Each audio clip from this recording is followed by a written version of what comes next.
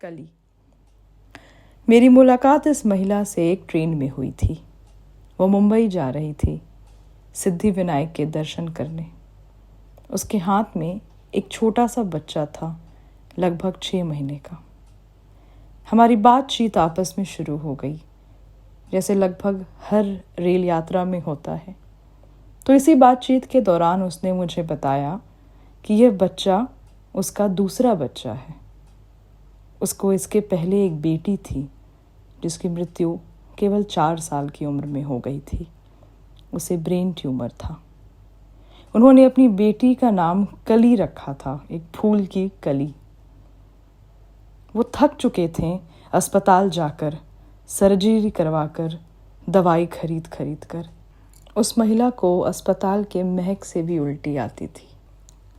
कली का ऑपरेशन दूसरी बार किया गया और इस बार वह सफल रहा था।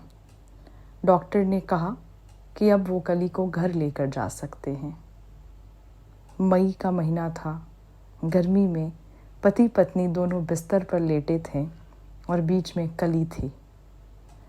उस महिला ने अपने बाहों में कली को लिपटा रखा था। बहुत कष्ट झेला था उस बच्चे ने। 4 साल की उम्र में ही उसने बहुत कुछ देख लिया था। अचानक कली ने कहा, माँ हाथ हटाओ, मुझे जाने में दिक्कत हो रही है। समझी नहीं वो महिला कली क्या कहना चाह रही है और उसने बस अपना हाथ 1 सेकंड के लिए हटाया। अचानक उसे ऐसा लगा कि कली कुछ कह नहीं रही है। कली एकदम स्थिर पड़ गई थी। कली की मृत्यु हो चुकी थी। ये कहते कहते वो महिला रोने लगी। उसने मुझसे कहा, काश कि मैंने हाथ ही नहीं हटाया होता, काश कि मैं अपनी बच्ची को पकड़ी रह जाती। मुझे उसके कहानी पर उतना विश्वास नहीं हो रहा था।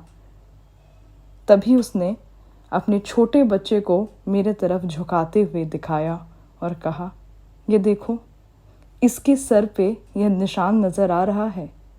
मैंने देखा, उस बच्चे के सिर पर गहरे चोट के निशान थे।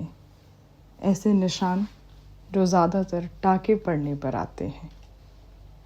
उस महिला ने कहा, मेरी कली वापस आ गई है। कली को भी ऑपरेशन का दाग यहीं पर था और मैं अपनी मन्नत पूरी होने पर सिद्धि विनायक जा रही हूँ इसे आशीर्वाद दिलाने।